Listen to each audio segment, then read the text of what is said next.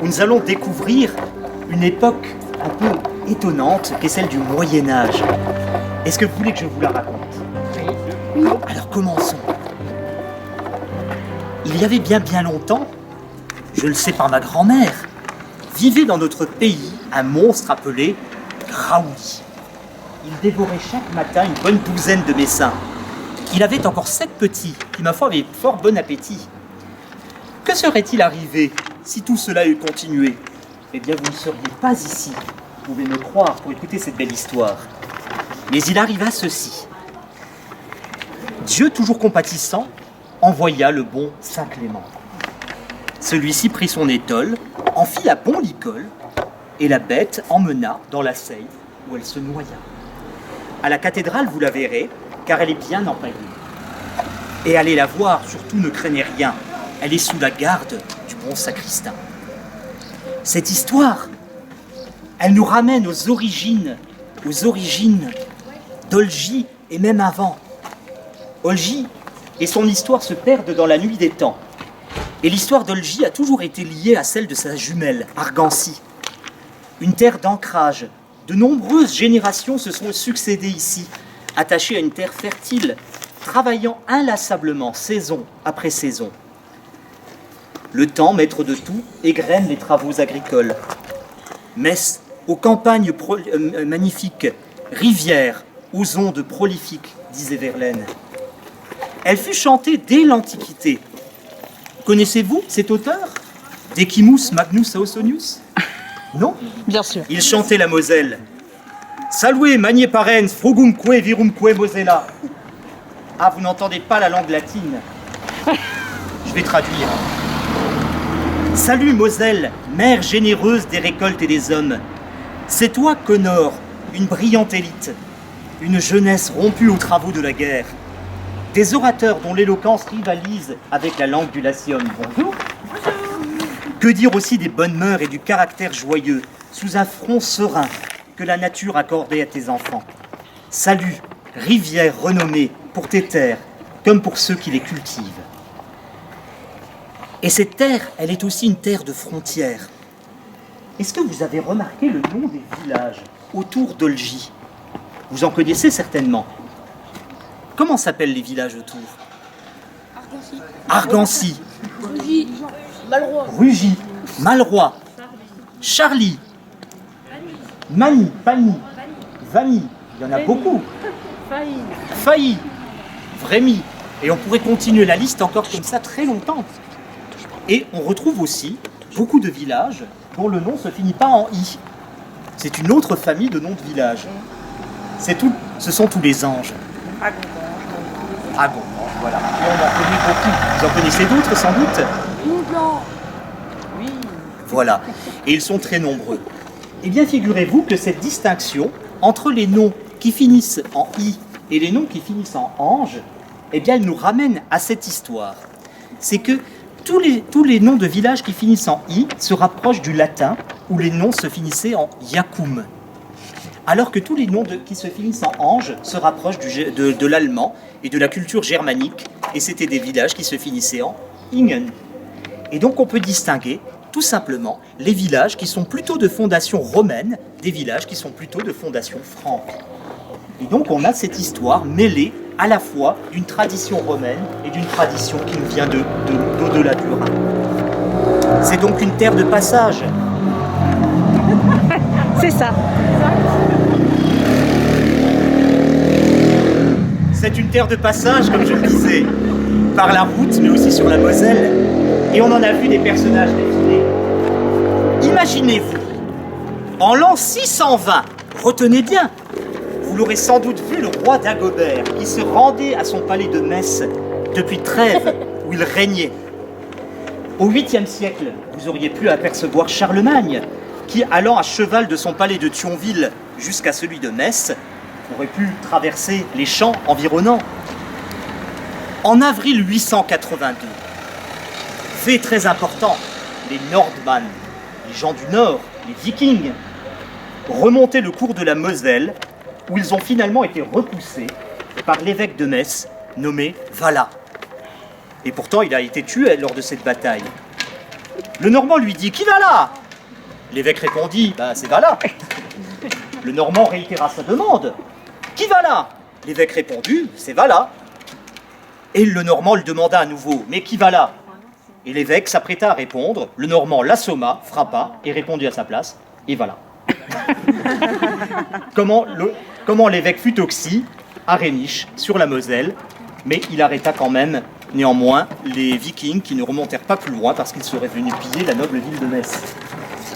Terre de frontières, celte, romaine, franque, à proximité de la capitale du royaume d'Austrasie, gouverné par Thierry, Sigebert, Childéric, Dagobert, et ensuite au cœur de l'empire de Charlemagne, qui après plusieurs partages arriva donc dans le Saint-Empire romain germanique. Terre de frontières. Et pendant toute cette période du Moyen-Âge assez compliquée, vous allez me demander où se trouve le château fort d'Olgy. Personne ne demande.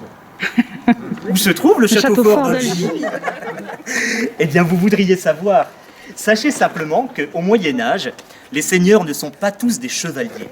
Et que le seigneur d'Olgy, eh bien, n'est autre que l'évêque de Metz. Et donc, à la fois, successeur des apôtres sur le siège de Metz, mais également grand seigneur temporel. Il possède beaucoup de seigneuries et de villages aux environs. À partir de 1180, c'est le chapitre de la cathédrale qui devient le nouveau seigneur, avec le droit de lever des redevances en espèces et en nature, mais aussi d'administrer la justice. Une grande famille messine possède, juste à côté, le château d'Henry. Les E. Hein? Non, pas les 1, les E. À cette époque, nos deux villages sont donc liés par un destin depuis très longtemps et on compte à peu près 80 feux, ce qui fait à peu près 300 personnes. Il faut comprendre un feu par un foyer, une famille, ceux qui se retrouvent autour d'une même table, du même pot chauffé dans la cheminée. Cette période est tellement chaotique. Vol de bétail, pillage, épidémies sont extrêmement fréquents. On se fait la guerre, même pour une hottée de pommes. Cette guerre entre Lorrains est un fléau du Moyen-Âge. Si vous restez bien sage, je vous la raconterai bientôt. Les activités des habitants d'Olgy sont plutôt tournées du côté de l'agriculture. Et il est fort probable que les paysans d'Olgy, au Moyen-Âge, se rendaient à Metz pour vendre du fromage ou autre production. Tout au long de la Moselle étaient disposés aussi des moulins bateaux. Celui d'Olgy est mentionné en 1285 et tous les habitants d'Olgy et Argancy allaient y moudre leur grain et payer aussi donc les taxes en conséquence dues au seigneur du lieu. Mais cette histoire, vous l'entendrez au moulin. Le Moyen-Âge est donc cette époque où il y a de nombreuses taxes. La gabelle, taxe sur le sel. La dîme, c'est-à-dire 1/10 des récoltes pour le seigneur. Sans compter les différentes redevances en nature dues aussi au seigneur. Tant de poules par feu, tant de jours de corvée pour nettoyer les douves du château, labourer, ensemencer, moissonner les terres du seigneur. Au garde de cette période, le fait de lever, donc de payer la location des terres, qu'on appelle le fermage, au jour de la Saint-Martin. Et cela peut se pratiquer encore de nos jours. La vie religieuse, à présent, elle a fortement marqué le paysage. Il suffit de regarder la croix qui est juste en face de nous. Cette vie religieuse marquait à la fois le paysage et donnait un rythme à la journée. L'Angélus, sonné 3 fois par jour, indiquait et indique toujours 3 moments de la journée où l'on doit s'arrêter pour prier. Les cloches rythment le temps, et le temps donne sens à l'existence. Elles tintent les heures, elles accueillent un nouveau-né à son baptême, elles invitent à la messe, elles sonnent à toute volée pour se réjouir de jeunes mariés, et elles sonnent le glas pour accompagner la mise en terre d'un membre de la communauté villageoise. Il y a donc de multiples manières de sonner, qui sont des signaux qui indiquent des événements tragiques, comme le tocsin qui prévient d'un danger. Olgy a eu sa chapelle. Oui. En 1368, Laurette Vittier, l'épouse de Perrin-Anchier, un riche propriétaire de Metz, avait fait construire la chapelle d'Olgy. Ce village a pour saint patron Saint-Loup. Saint-Loup qui est fêté le dernier dimanche de juillet. La dernière mention de cette chapelle et nous est donnée par les archives et on la trouve en 1695. Il ne reste aujourd'hui de cette chapelle plus que le lieu-dit, l'emplacement où elle se trouvait, et une statue en bois redécouverte il y a une trentaine d'années. Saint-Loup, comme Saint-Clément, est représenté combattant un dragon. Saint-Loup, évêque de Troyes, se rend vainqueur du terrible Attila, le même qui a détruit Metz en 451. Les fils de Clotaire viennent se réconcilier précisément sur la tombe de Saint-Loup en 574. Eh bien, sachez que Alcuin, qui était un poète, un savant et un théologien, on dit de lui qu'il était l'homme le plus savant de son temps. Il était aussi un fidèle conseiller de Charlemagne. Charlemagne lui a confié cette charge, celle de l'abbaye Saint-Loup de Troyes. Alors, hasard ou coïncidence? Mais si comme moi vous avez bien suivi, nous avons noté un oubli. Que sont devenus les 7 petits qui auraient eu tant d'appétit? La Seille, se jetant non loin d'ici, je crains que ce ne soit pas fini. Grand Saint-Clément guette toujours, si l'un des petits compter un jour se rassasie un peu plus bas, des habitants d'Olgy ou de Malraux.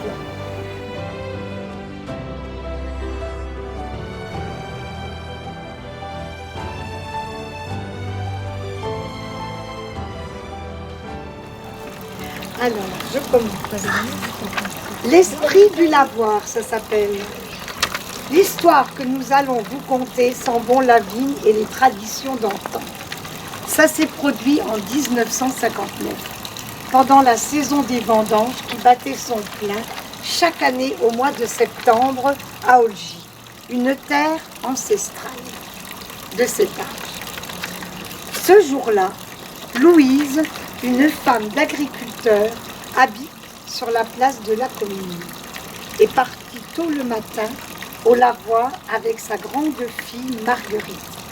Pour les femmes du village, ce rendez-vous incontournable vaut bien une messe. On y vient rincer son linge dans une ambiance enthousiaste. C'est aussi l'occasion de voir les copines et d'y changer les derniers potins dans des éclats de rire. Une fois le grand essorage terminé, Louise demande à sa fille d'aller étendre le linge dans leur maison avant de retourner travailler au pied des vignes. Mais ce fameux jour, Louise s'attarde au lavoir. Une histoire attire son attention. Une des lavandières, Lucienne, la femme du maréchal Ferrand, raconte qu'un esprit rôde dans le lavoir, ce qui fait sourire Louise, peu habituée à croire à ce genre de sornettes. Les autres femmes sont comme absorbées par ce qu'elle dit. Il y a là Rosalie, la passeuse du bac qui permet de traverser la Moselle. Une dame peu volage que Louise ne porte pas dans son cœur. Mais aussi Maria la couturière, Thérèse la femme du vigneron et tueur de cochons, Paulette la femme du vannier et Eugénie la femme du paysan laitier. Sans oublier Hélène, issue de la communauté des gens du voyage, qui s'est installée près de la fontaine, située rue de la Côte. Devant ses camarades attentives, Lucienne évoque une malédiction liée à Saint-Loup, évêque de Troyes, à qui l'on a attribué plusieurs miracles au 5e siècle, dont la guérison d'une femme paralytique et la résurrection du fils de Germanicus, un grand seigneur. On raconte que l'esprit de cet ecclésiastique s'est réfugié dans le lavoir après avoir été chassé de la chapelle détruite au XVe siècle lors du ravage de la Lorraine. De retour chez elle en fin de journée, le corps fatigué par des vendanges harassantes, Louise apprend que sa fille Marguerite a fait tomber la charrette sur le chemin qui l'a ramenée au domicile familial. Et avec elle le baquet métallique qui contenait le linge propre. La voilà donc contrainte de retourner au lavoir avant le coucher du soleil qui survient à cette époque de l'année aux environs de 20 heures. Le soir venu, les lieux sont déserts. Louise est affairée à laver son linge lorsque l'esprit du lavoir se manifeste à elle. Elle cligne des yeux à plusieurs reprises, pensant à une hallucination. Mais elle doit se rendre à l'évidence. L'histoire de Lucienne était donc vraie. Une discussion s'engage entre la lavandière et cette forme vaporeuse qui lui raconte sa longue histoire dans les moindres détails. Louise, qui a totalement oublié le caractère surnaturel de cet échange, est suspendue aux paroles de son interlocuteur, dont le caractère bienveillant transparaît à travers le timbre de sa voix chaleureuse. Saint-Loup lui révèle notamment avoir été hébergé au château d'Olgy jusqu'au XVIIe siècle, où il avait noué une relation particulière avec une de ses propriétaires, Anne-Louise Rouxel de Pouilly. Entre cette veuve et lui s'était installée une sorte de rituel. Lorsque la nuit commençait à tomber et que le village retrouvait sa torpeur, Saint-Loup aimait cette compagnie comme il aimait les discussions qui se prolongeaient parfois tard dans la nuit entre eux. C'était leur façon à eux de rompre l'isolement. Quant à Madame Rouxel de Pouilly a rendu son dernier souffle, la demeure est restée longtemps à l'abandon, condamnant l'esprit errant au milieu de ses murs. L'apparition, non loin de là, d'un lavoir vers la fin du XIXe siècle fut pour lui un véritable cadeau du ciel. Il a eu l'occasion de rompre sa profonde solitude. Il ne manquait pas une miette des conversations qui résonnaient dans cet endroit fréquenté par des femmes. Il aimait leur bonne humeur et cette façon bien à elle de raconter leur village. Et puis un jour, il a commencé à s'intéresser à l'une d'entre elles en particulier. Louise. Il avait entendu son prénom, Louise. Cette Louise avait l'air étanche à l'histoire dont il était le centre d'attention. Cet esprit du lavoir, comme on disait, qui survivait aux affres du temps grâce à la tradition orale. Saint-Loup avait alors décidé d'apparaître un jour devant cette villageoise qui mettait tant de cœur à rincer son linge, mais éprouvait toutes les peines à croire l'existence d'un revenu. Il finit par mettre son idée à exécution ce fameux soir de septembre 1959. Les échanges entre Louis et lui se poursuivirent après cette première nuit. L'évêque qui avait empêché Attila d'attaquer la cité de Troie lui avait fait part de sa solitude et du plaisir passé qu'il avait eu à s'entretenir avec Anne-Louise Rouxel de Pouilly. Louise, qui n'avait pas été sensible, et lui avait promis de venir très souvent le voir au lavoir, à une époque où l'arrivée de l'eau courante dans les maisons rendait cet endroit bien moins précieux. L'apparition des machines à laver n'avait rien arrangé, bien au contraire. Le lavoir était devenu étrangement silencieux. Les voix des lavandières s'étaient tues. Seul Louis persistait à fréquenter l'endroit, ce qui avait éveillé les soupçons et nourri les spéculations dans le village. L'intéressé avait préféré faire de la sourde oreille, ravi d'aller chaque soir rendre visite à celui qui avait fini par devenir un confident et ami. Personne ne l'aurait cru de toute façon si elle avait confié son secret à quelqu'un.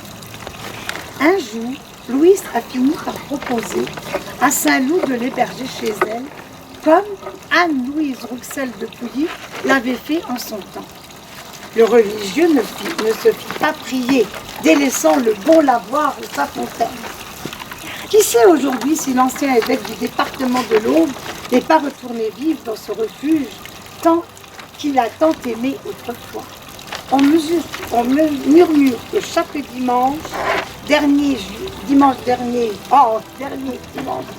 de juillet, quand la commune d'Olgy l'honore, ce dernier apparaît à la nuit tombée dans ce lieu aujourd'hui fermé. avec peut-être le fol espoir de retrouver une nouvelle oreille à qui parler.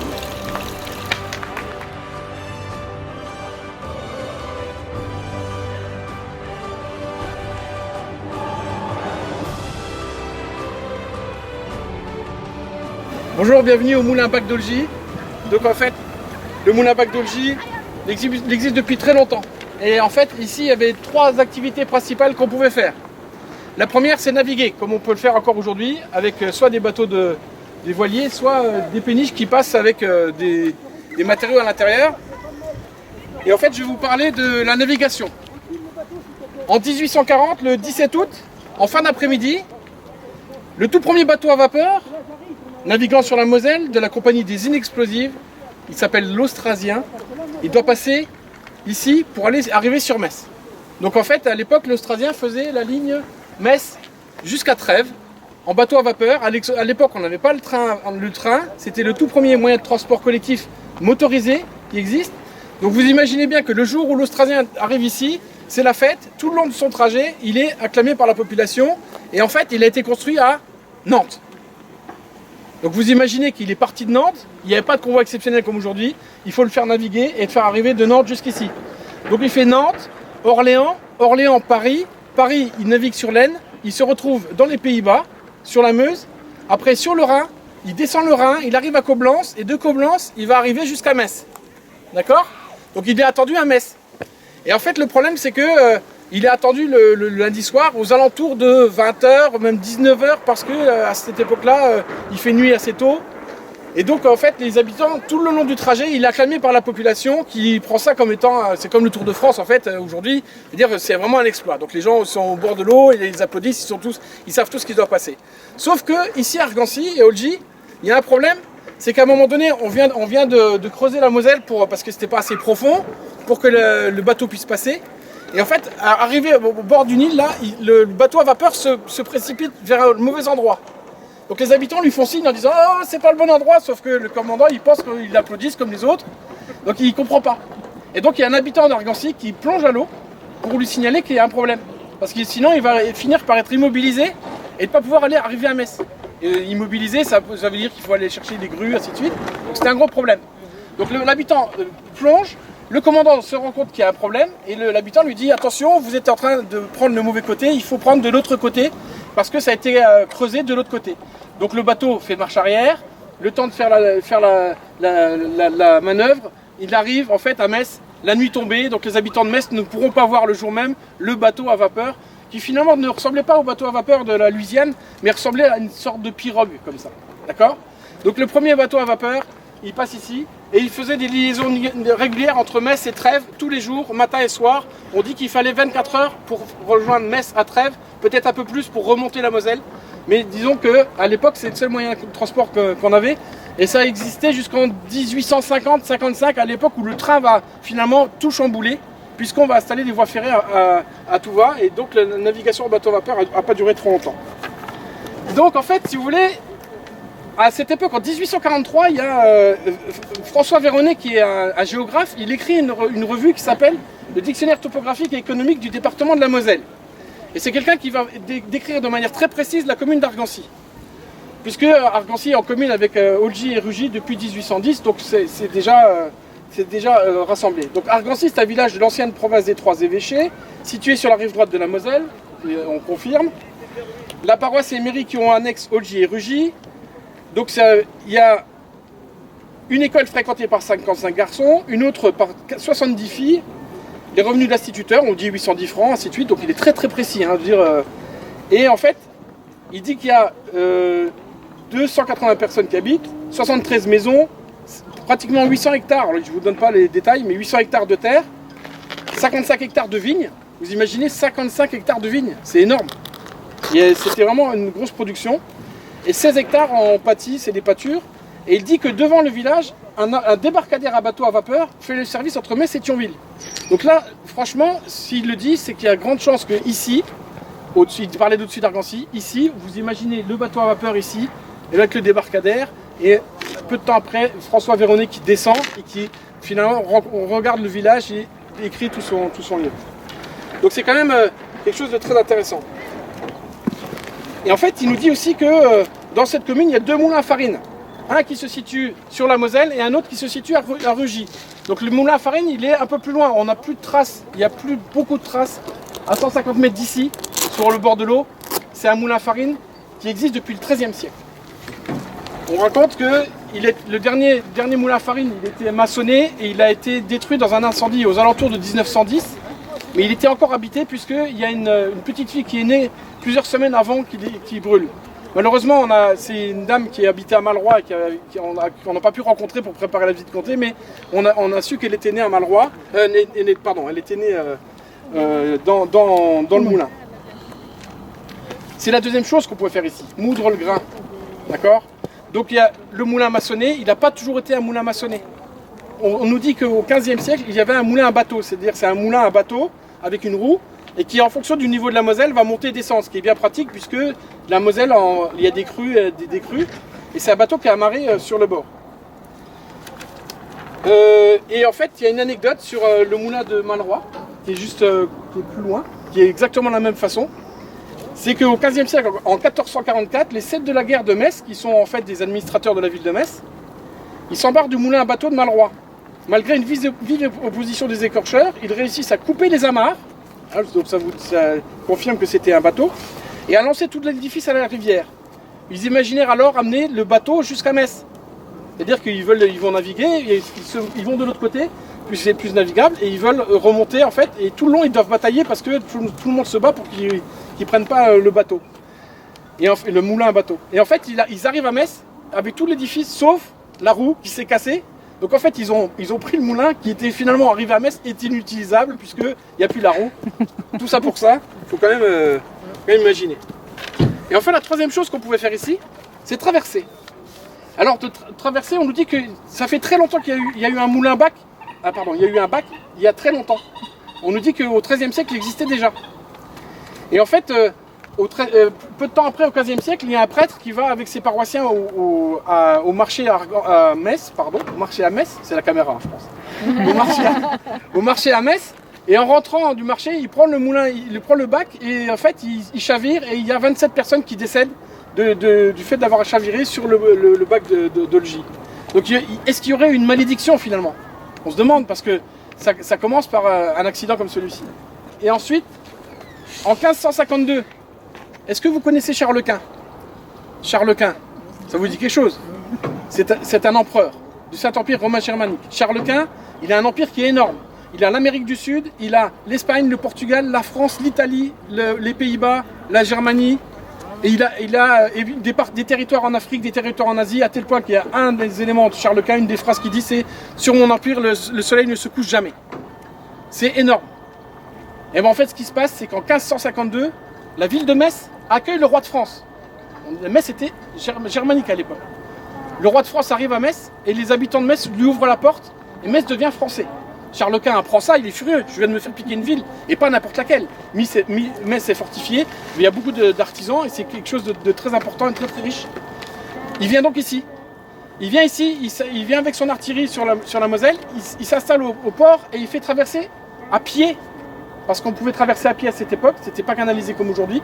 Vous imaginez qu'il y avait un gué, il fait traverser à pied. Bah pourquoi à pied? C'est parce qu'il y avait déjà un bac, mais le bac n'était pas prévu pour l'artillerie, pour les fantassins, ainsi de suite. Vous imaginez le temps qu'il faut pour le bac, s'il avait à faire toute traversée. Et donc il y a une partie qui va partir sur Metz, et l'autre partie va passer de l'autre côté et passer à Saint-Julien. Donc Charles Quint est passé ici, ils ont fait la guerre pendant tout l'automne 1552.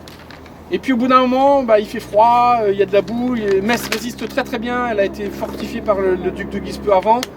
Et Charles Quint se fatigue, il est malade. Et en fait, en janvier 1553, donc ça a duré 3 mois, il décide de dire à tout le monde qu'il a une autre bataille à Thérouanne dans le Nord-Pas-de-Calais et qu'il faut qu'il parte. En fait, dans la réalité, il a perdu la ville de Metz, qui redeviendra allemande en 1870. Donc encore une fois, peut-être qu'il y a une malédiction, il est traversé là, il a perdu la ville de Metz, donc peut-être que c'est quelque chose qui est bizarre. En 1930, on décide de canaliser la Moselle, de construire ici un pont. Alors vous avez vu qu'il y a la route là qui descend, vous êtes passé en dessous là à l'instant. Cette route elle descend et elle allait jusqu'à la Max et il y avait un pont. qui a été construit en 1930 et inauguré en 1932 en même temps que le barrage. Le barrage d'Argancy, il a été construit avec des grues à vapeur par des habitants d'Argancy. Et il y avait, le pont a été construit en même temps. Donc on a encore des photos du pont là. Et puis ben voilà, le pont c'est bien pratique, on peut aller sans avoir de bac.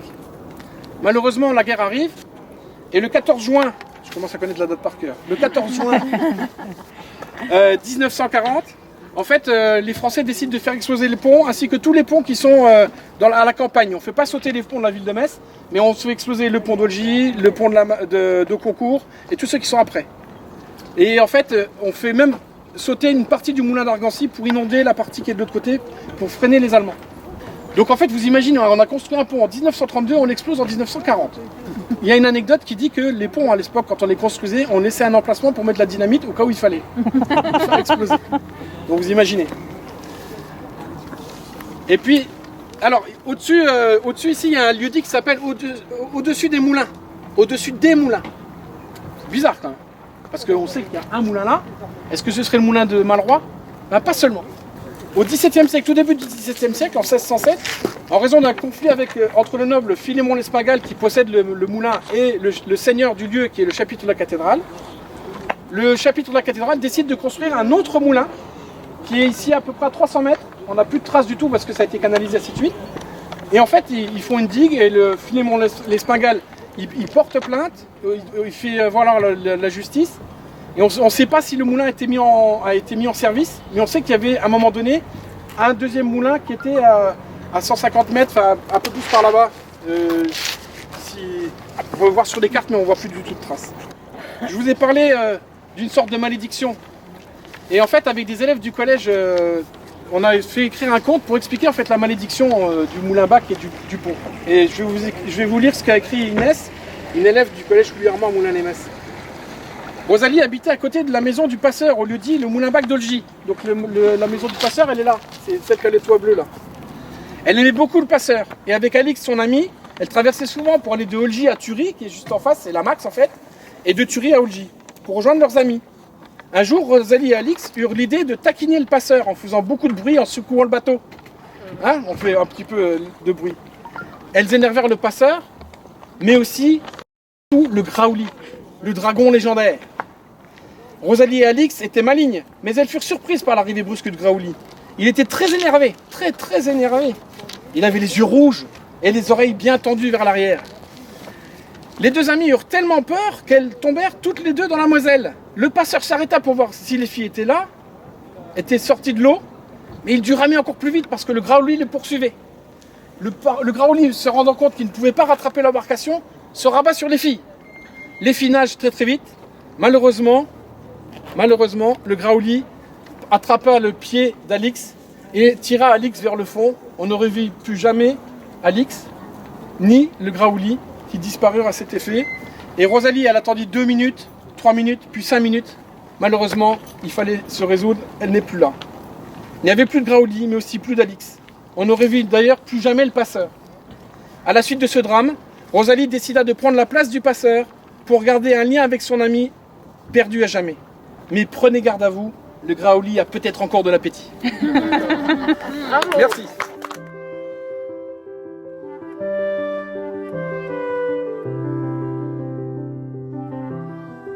Je vous accueille avec 2 drapeaux. Il va avoir une importance dans notre conte. Celui-ci, vous m'en voudrez pas. On va dire, il n'est pas historique, hein, il n'est pas valable. C'est un drapeau à 50 étoiles. Deuxième guerre mondiale, il n'y en a que 48. Hein. L'Alaska et Hawaï ne sont pas encore américains. Donc voilà, mais on va faire comme si. Hein, on va faire comme si. Mais je préfère le dire parce qu'il y a toujours des gens qui nous le font savoir. Alors, je suis sûre que tu aimes bien les histoires. Hein, tu es déjà installée. Tu as bien raison. Eh bien, moi, je vais te raconter l'histoire d'une jeune fille qui s'appelle Colette et de sa maman. Pourtant, le conte s'appelle Colette et l'homme de fer. Alors, rien à voir avec la sidérurgie, on va voir. Alors, moi, malheureusement, je vais te parler... Il n'y a pas qu'en ville, hein. Ils aiment bien tourner, faire du bruit. Voilà, on t'a vu. Au revoir. Merci. Alors, Tu imagines, moi je vais te parler de la guerre. Alors ça n'a pas été facile. Ça n'a pas été facile ici, parce que moi j'évoque la Deuxième Guerre mondiale, mais je suis obligée de remonter un petit peu avant. Parce que le papa de Colette, eh ben lui il avait fait la guerre 14-18. Alors vous connaissez tous Verdun, les tranchées. Oui, si ce n'est que quand on est mosellan et puis qu'on est en 14-18, eh ben on est dans l'armée allemande. Et qu'on est obligé de porter l'uniforme allemand. Et que le père, eh ben, on l'expédie à Ypres. Ypres, c'est vers le nord, là-bas. Et puis Ypres, c'est connu parce qu'en 1917, on teste une nouvelle arme, le gaz moutarde. Vous avez tous entendu parler. Ça a l'odeur de la moutarde, c'est pas fait avec de la moutarde. C'est un gaz paralysant, asphyxiant. Au bout de quelques jours, de quelques heures, vos poumons sont bloqués, vous n'arrivez pas à respirer, puis si vous ne respirez pas, vous mourrez. Voilà, ça c'est... Alors vous imaginez, le père, il a fait la guerre, il a laissé sa femme et sa fille au village, et puis il est rentré finalement juste pour mourir sur place. Et puis, vous imaginez la difficulté de la chose. Et puis, on arrive en 1939, c'est de nouveau la guerre. Alors la guerre, ça veut dire quoi? Ça veut dire occupation. On va voir 2 vagues d'expulsion, arrivée de colons allemands, et ensuite de transplantés. Le village se vide. Ça veut dire que Colette et sa maman, ils ne savent pas comment ils vont vivre. Il n'y a plus d'hommes à la ferme. Alors les Allemands arrivent, vous savez, l'être humain n'aime pas le vide, les Allemands arrivent, et puis les soldats allemands, ils cherchent à se loger. Alors à votre avis, la famille, ils vont louer une chambre aux soldats allemands. Un gars bien sur tout rapport, on dirait aujourd'hui bien propre sur lui. Francophone, francophile, il donne un coup de main à la ferme, bonne éducation, même s'il a fait le parcours classique d'un jeune de cette époque, jeunesse hitlérienne, armée allemande, ça reste un ennemi quand même. Et puis Colette, c'est pas non plus la plus laide du canton. Donc le jeune homme va tomber amoureuse de lui, puis voilà, moi je l'ai appelée l'héroïne Colette pour faire un petit clin d'œil à Maurice Barrès dans sa meilleure période, la période de Colette Baudoche. Mais vous savez très bien, comme toujours, que son cœur restera français, donc elle ne peut pas tomber amoureuse de l'allemand, alors qu'il lui propose un bon parti, etc. Alors qu'est-ce qu'il en suit? Vexation, brimade, vous savez très bien ce que ça peut être. Là, cet homme qui est conduit, et puis en plus, il perd la face par rapport au reste. Alors c'est pesant et les années passent. Heureusement, vers 1944, les rumeurs circulent. Alors il n'y a pas encore Internet, il n'y a pas besoin, mais je peux vous dire que ce qui se passe en Normandie, on le sait. Alors les bruits circulent qu'avant la fin 1944, la région va être libérée et que les Américains seront à Strasbourg pour Noël. Donc naturellement, ici, les gens sont contents. Alors on ne peut pas trop montrer sa joie. Vous imaginez que les drapeaux, on en fabrique, mais on les planque quand même, parce qu'il y a les Allemands autour. On ne peut pas comme ça montrer ses opinions. Mais l'armée, elle est présente. L'armée, elle est présente parce qu'on l'entend. On l'entend, Mézières, c'est tout près. Or, pendant tout le mois d'octobre 1944, il y a une bataille féroce à Mézières. Il y a bombardement et bombardement. Vous avez déjà été à Mézières, il n'y a pas une maison ancienne. Il n'y a pas une maison ancienne. Ça a été terrible, c'est dans aucun livre d'histoire. Et pourtant, la bataille de Mézières, je veux dire, Patton, il s'y est cassé les dents. D'ailleurs, à tel point qu'il s'énerve, et puis le village, à l'époque c'est un village, c'est pas encore nettoyé, et 30 octobre, il décide de passer, parce que les actualités sont là, et ils sont venus filmer Patton. Donc il doit traverser Mézières. Et puis les habitants d'Olgy, Colette et sa maman, entendent un grand boom, parce que dans la nuit du 16 au 17 novembre, 44, les Allemands partent. Ils font sauter le pont d'Olgy. Je pense que vous y venez. Voilà, ils font sauter le pont d'Olgy. Et puis, qu'est-ce qu'on fait? Le vendredi. Le 17 novembre, Colette, elle va chercher ses œufs.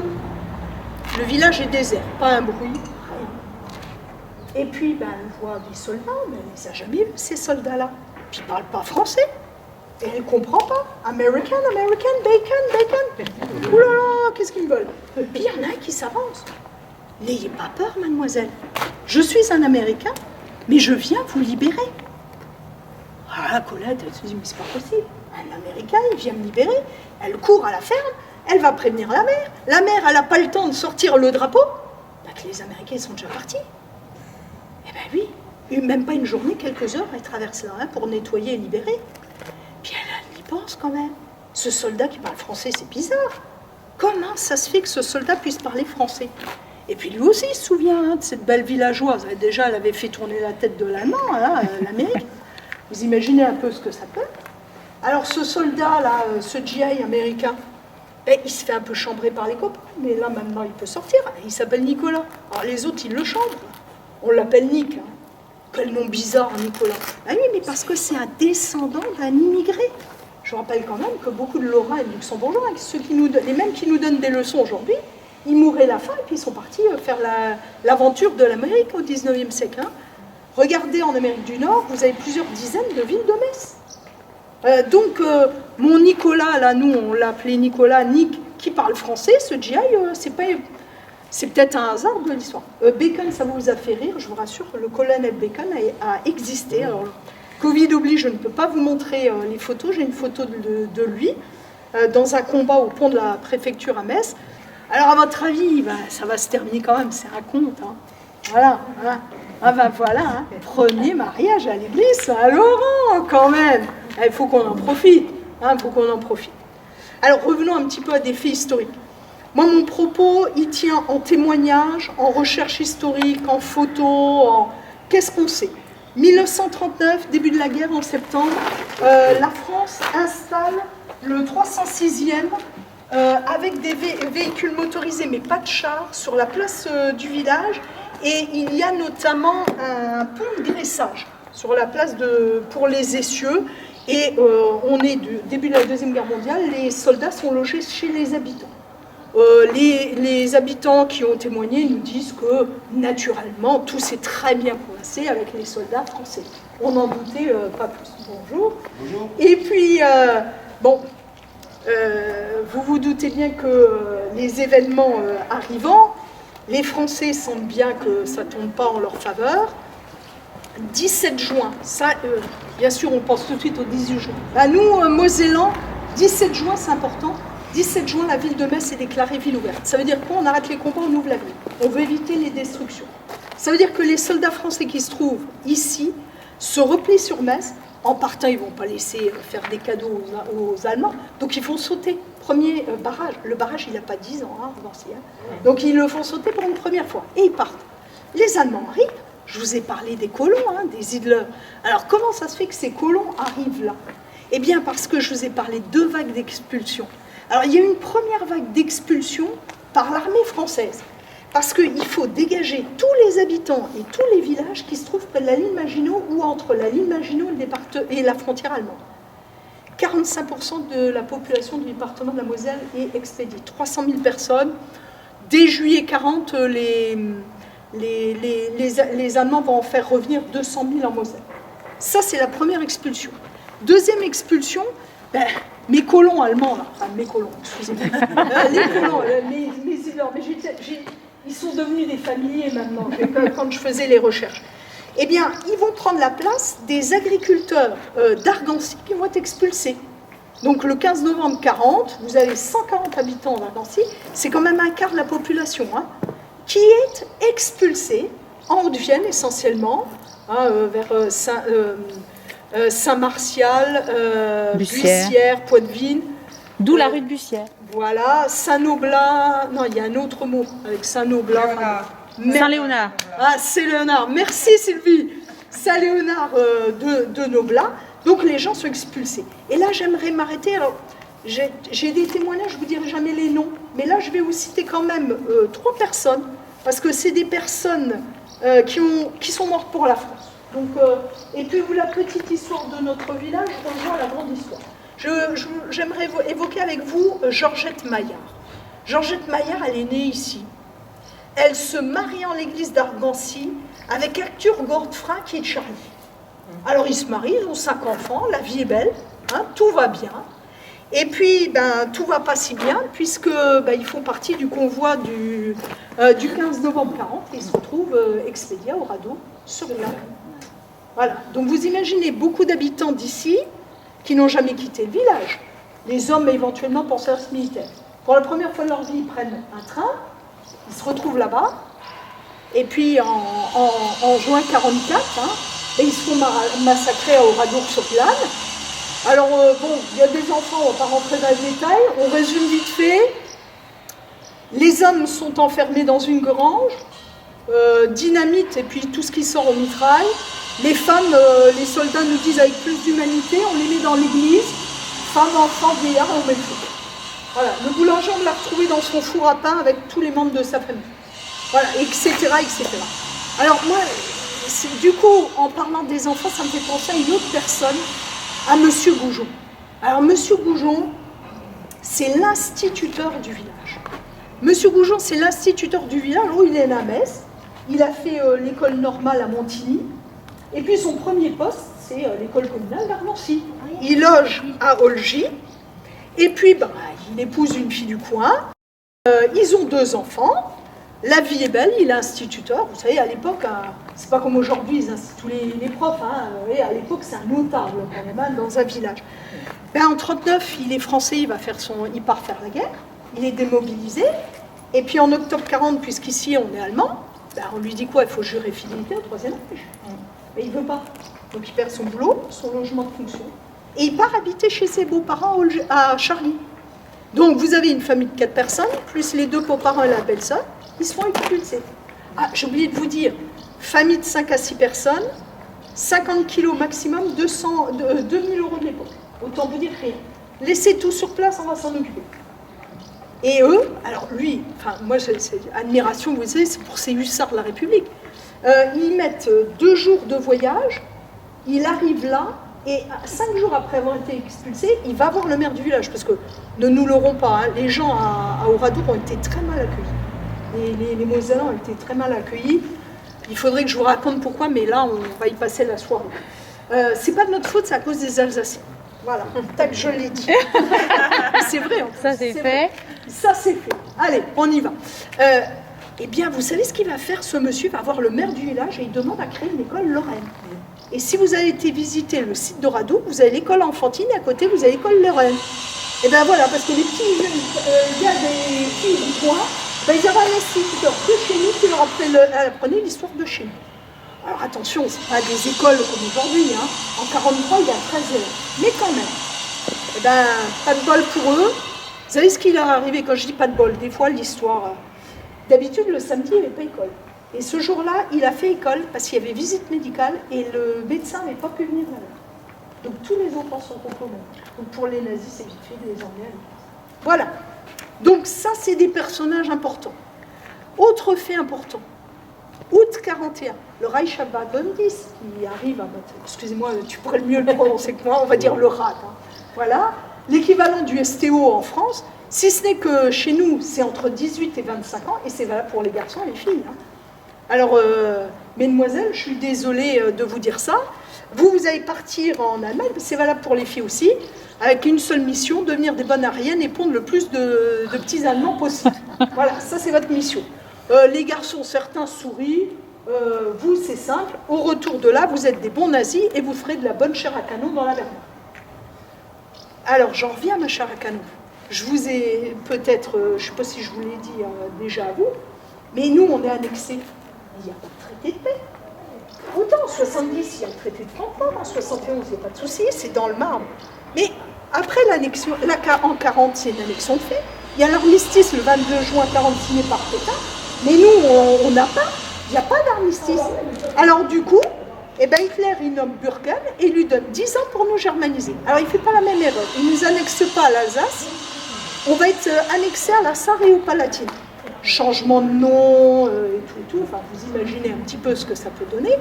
Et, puisqu'on devient allemand, eh bien tous les garçons, service militaire en Allemagne.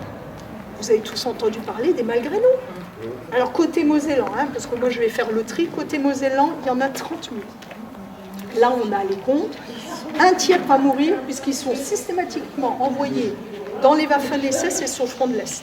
Donc un tiers ne reviendra pas. Vous imaginez le drame pour ces hommes qui, quand les soviétiques viennent, entre guillemets, pour les libérer, les soviétiques disent vous avez des papiers allemands. Donc direction camp de Tampere. Le dernier malgré nous, il est rentré en France en 1955.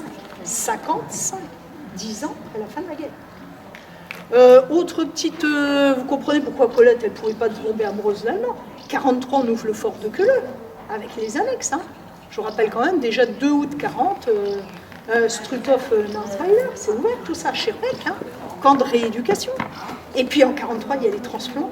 Alors village, 84 personnes du village sont expédiées dans les Sudètes à Kronstadt. Du jour au lendemain, avec femmes, enfants, bagages. Hein. Alors on a des témoignages. Et pourquoi vous êtes là? Parce que sur cette place, c'est transplanté, ce qu'on va appeler les transplantés.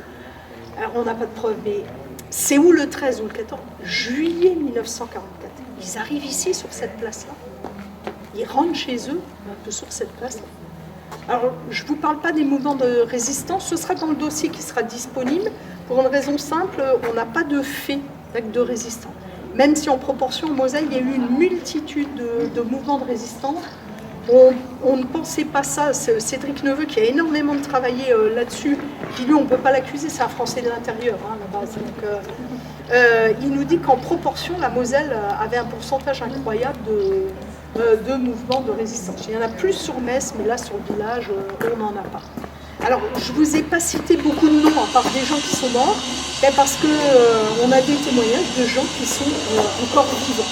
Et puis que notre histoire de Colette, finalement, quelque part, elle pourrait être plausible. Voilà, je vous remercie. Merci.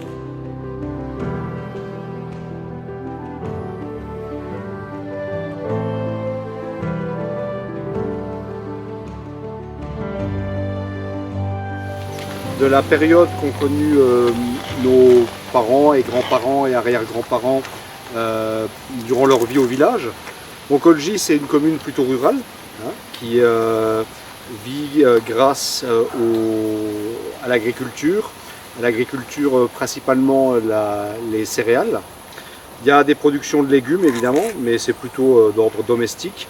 Et c'est la même chose pour tout ce qui est animaux, où on va on va élever des chevaux de trait pour l'agriculture, on va élever des vaches pour le lait, mais il n'y a pas de production pour la vente en fait au village d'Olgy.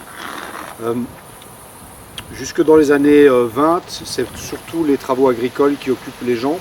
À partir des années 20, il y a un peu de mixité parce que il y a la sidérurgie qui s'implante au niveau d'Agondange par exemple, avec l'usine UCPMI. Et donc nos anciens allaient travailler à l'usine avant de venir finir la journée au champ, donc ils avaient des bonnes journées. À propos de l'élevage, il faut savoir que c'est ainsi qu'on déterminait la richesse des gens et que, par exemple, l'homme le plus riche des villages, je vais dire des villages parce que ça regroupait Argancy, Olgy et Rugy, a eu jusqu'à 80 chevaux de trait.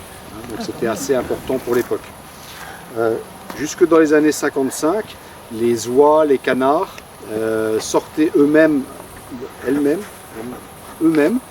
des fermes par une petite porte qu'on appelait la polire ou polaire, ça dépend des villages, on ne prononçait pas de la même façon. Et elle se rendait, la volaille se rendait seule, sans être accompagnée directement, celle d'Olgy ici, au bord du ruisseau, et celle d'Argancy sur le pétreau.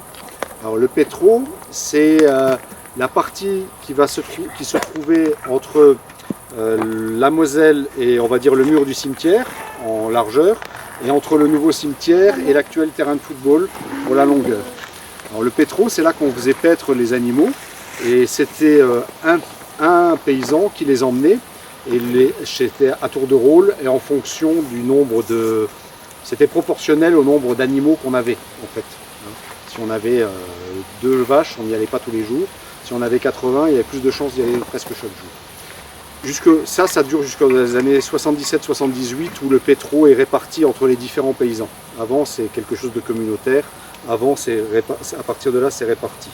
Au jour d'aujourd'hui, Olgy, on voit des étangs partout, mais que jusque dans les années 50, il n'y avait aucun étang. C'était une plaine marécageuse où on faisait beaucoup de cultures parce que la mairie concédait des jardins à ceux qui n'avaient pas de jardin au niveau d'Olgy ou d'Argancy, et que les étangs sont venus du fait qu'on a creusé pour des gravières, des sablières, pour récupérer des graviers, du sable, pour tous les travaux publics. C'est pour ça qu'on a ce paysage là maintenant, et que si vous avez des vieilles cartes postales d'Argancy, vous voyez rien. En fait. Il n'y a pas un arbre, il n'y a pas un étang, il n'y a rien. On avait des champs des deux côtés, puisque Olgy une partie du territoire d'Olgy se trouve de l'autre côté de la Moselle. Donc on passait de l'autre côté des champs de la Moselle avec, je pense que vous avez croisé les histoires de bac, donc vous êtes au courant. Donc le bac il servait à la fois pour aller au champ, mais aussi pour aller à la fête, au village, à la Max, au concours, etc. À ce propos, la population se déplaçait peu dans nos régions jusque dans les années 70, et donc les gens se mariaient d'un village à l'autre. On n'allait pas à 50 km pour se marier en général. Les seuls qui bougeaient un peu de leur village, c'était les hommes quand ils allaient faire leur service militaire ou qu'ils allaient à la guerre. Je vais vous parler des Gayens. Alors les Gayens, c'est le fromage qui était produit à Olgy. C'était un fromage de vache, un fromage de garde, donc un pâte dure, qu'on gardait assez longtemps. Et ce fromage a donné le surnom des habitants d'Olgy. On disait les Gayens d'Olgy.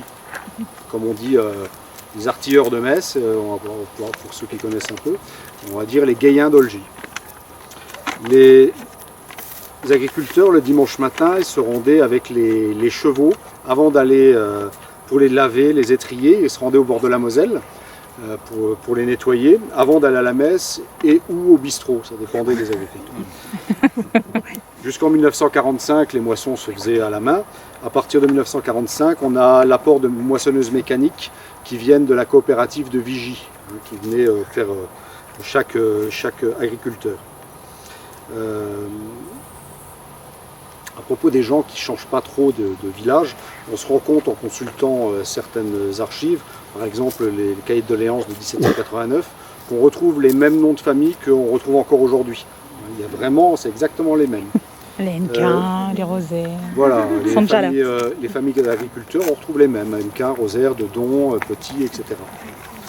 À propos d'agriculture, il y a eu le village d'Olgy, comme ceux d'Argancy et de Rugy, ont beaucoup vécu aussi grâce à la vigne, puisqu'il y a eu jusqu'à 57 hectares de vignes sur l'ensemble des villages, ce qui est assez conséquent, même si on produisait, vraiment, il faut le dire, on produisait une piquette. C'était vraiment pas très très bon. On en reparlera l'année prochaine, parce qu'on a l'intention, si tout va bien, de faire la même visite mais pour Argancy, et là on s'étendra plus sur la partie vigne. Le progrès est arrivé assez tard, c'est relatif, mais à Argancy, à Olgy, on reçoit l'eau courante en 1939. L'eau courante, c'est pas les salles de bain équipées de robinets. L'eau courante, c'est on met un robinet à l'extérieur sur la façade de la maison, de façon à ne plus avoir besoin de courir au lavoir ou à la fontaine ou au ruisseau pour faire le plein d'eau. Jusqu'en 1961, on n'a pas le tout à l'égout. Ça arrive en 1961 à Olgy. Et dans les années 60, on a 2 télés sur tout le village. Il y en a une au café, donc qui était à l'époque le café chez Basini, qui se trouve, enfin le café qu'on a toujours, et une chez un habitant. Et on a une cabine publique de téléphone, il n'y a qu'un téléphone dans tout le village, et cette cabine publique de téléphone se trouve chez un particulier après 1963 au lotissement de la Crouée. Pour ceux qui connaissent, c'est chez nous. C'était chez la famille Schlossart à l'époque. Et donc on se rendait, on toquait, bonjour, je dois passer un coup de téléphone, et voilà. Ça. Je pense qu'on a dû vous parler un peu des moulins. Oui. Donc comme on vous l'a dit, il y avait 3 moulins, Olgy, Argancy, Rugy. Et donc il y avait donc plusieurs meuniers. Il y avait un forgeron dans chaque village. On a la place du maréchal Ferrand sur Olgy, en face justement du café. Le café qui était le centre de la vie du village. Bon, je dis le café pour Olgy parce qu'il y en avait 3 sur l'ensemble des... 3, il y avait plus que ça. Il y en avait un ici, 2 minimum sur Argancy et il y en avait encore un à Rugy. Donc c'est quelque chose qui marchait bien, mais parce que le café c'était aussi l'épicier, c'était aussi le coiffeur, c'était le cinéma, c'était le jeu de quilles, c'est là qu'on faisait les banquets. Donc c'était vraiment le lieu de vie, c'était le rendez-vous du club de foot aussi, c'est là que les joueurs se rendaient avant le match et après. Ça s'est un peu perdu, je t'avoue.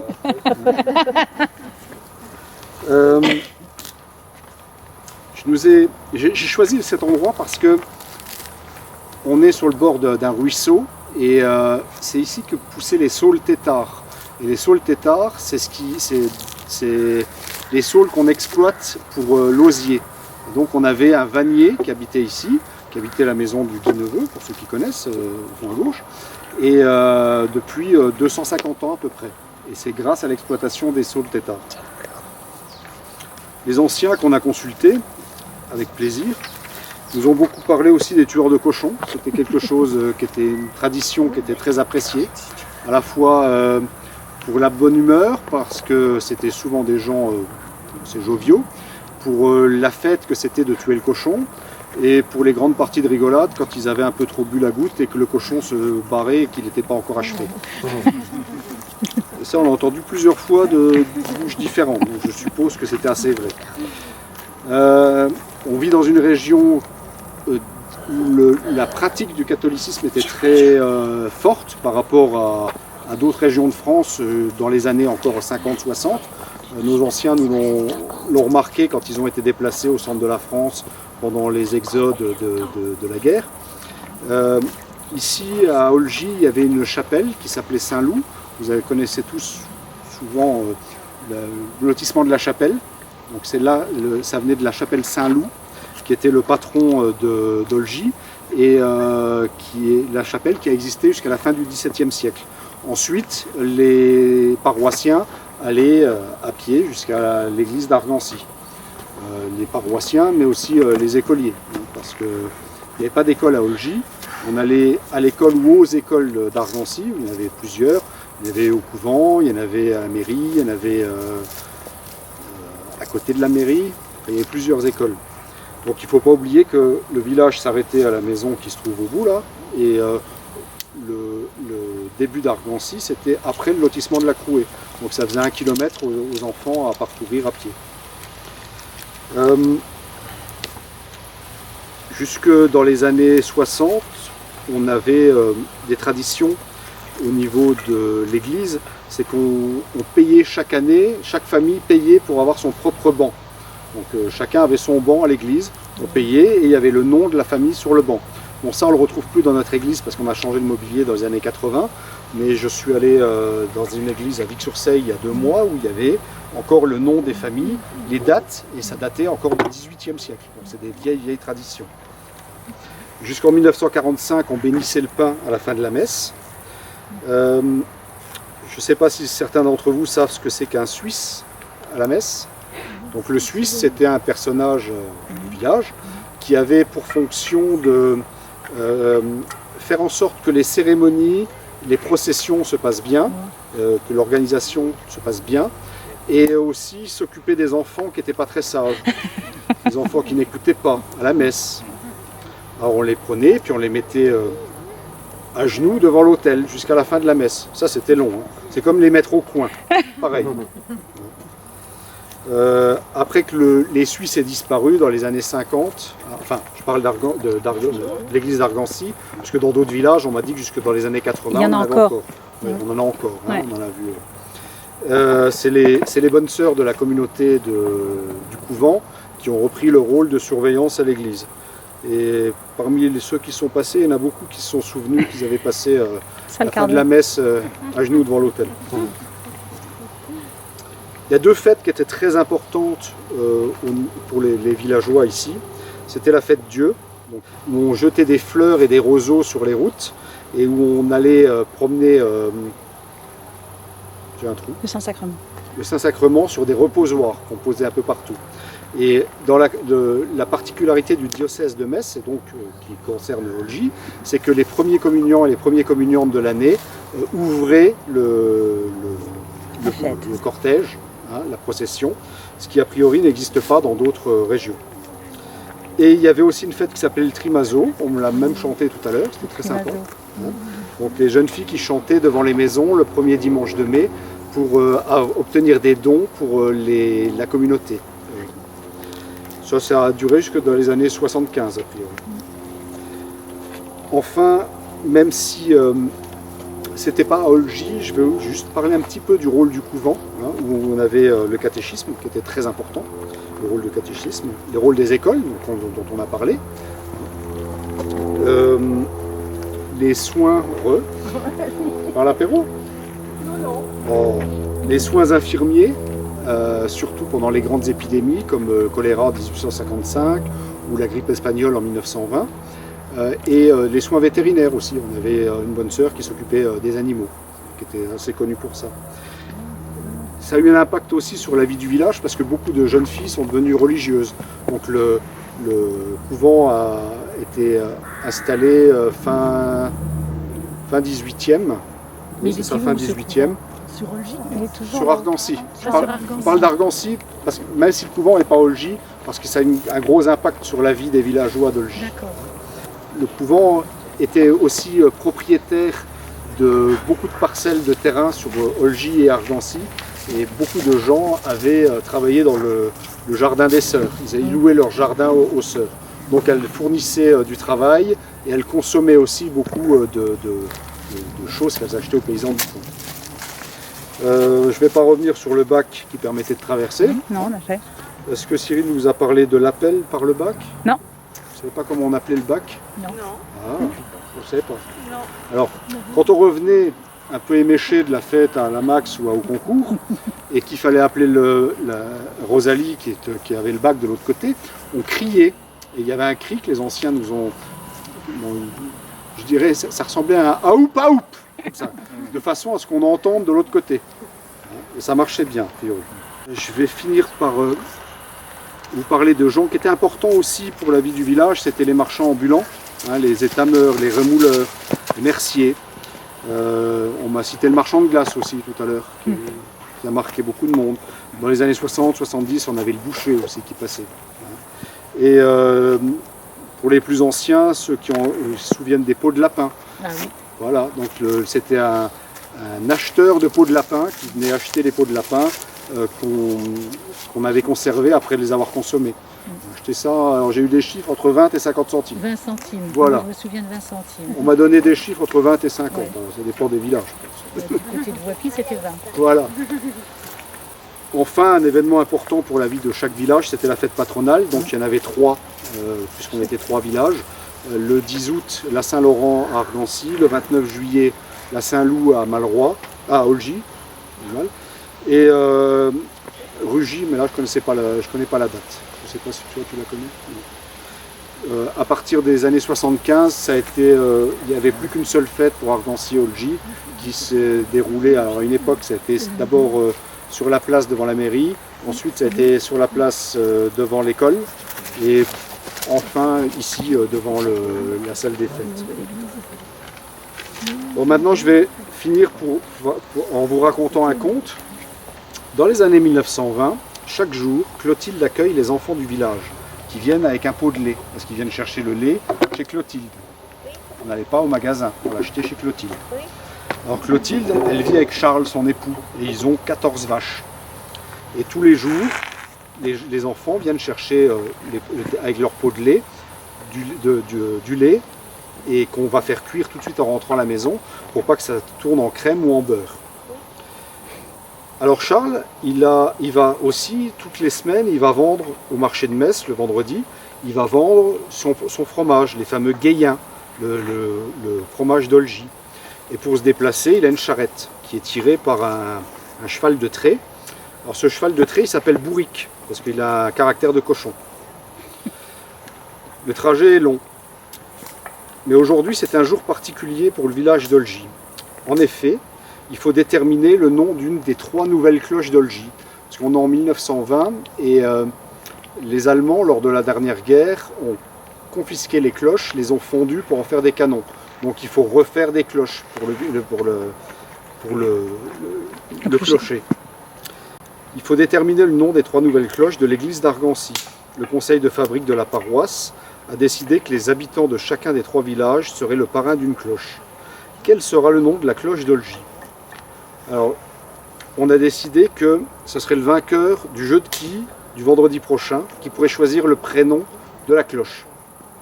Charles s'est donc dépêché de rentrer pour participer au concours. En chemin, Charles, il rencontre un petit oiseau qui se pose sur son cheval, du côté de Malroi. Il pense que c'est un signe du destin et que ça va lui porter chance. Il arrête sa charrette devant le café pour y boire un verre et participer au concours de jeu de quilles. Son cheval refuse, il ne veut pas s'arrêter. Alors là, il se demande, c'est aussi un autre signe du destin. Alors qu'est-ce que je fais? J'écoute l'oiseau, le cheval, l'oiseau. Bon, Charles décide de suivre l'oiseau, il saute de la charrette, il l'attache tant bien que mal devant le café et il va participer au concours de quilles. Chacun lance 2 boules et on compte le score. Ceux qui sont ex-aequo se départagent en fin de journée dans ce qu'on appelle les rempots. Charles ne gagne que très rarement au quilles, mais il participe aux rempots. À chaque lancer, au bout du plancher, il y a un petit jeune du village qui redresse les 9 quilles. On l'appelle le requilleur. Mais à la maison, Clotilde, elle est inquiète parce qu'elle ne voit pas revenir Charles. On ne le voit pas revenir, on ne sait pas où il est. Donc du coup, elle est obligée de traire elle-même les 14 vaches, donc elle est un peu fâchée. Elle est même très très en colère. Et elle apprend que Charles est au café, en train de gagner le concours de quilles. Elle va le voir, elle est très fâchée. Pour se faire pardonner, Charles donne alors le prénom de son épouse à la cloche. Sympa. Donc la cloche s'appellera Clotilde. Elle pèsera 848 kg et elle sonne le fa encore aujourd'hui dans le clocher d'Argancy. Mais alors que le couple heureux sort du café pour rentrer, ils sont contraints de rentrer à pied parce que la bourrique, elle en a marre, elle s'est impatientée, elle est rentrée toute seule. La moralité, c'est que parfois on peut avoir de la chance qui vient d'un petit oiseau, mais la bourrique, elle fait quand même ce qu'elle veut. Voilà, merci. Bravo.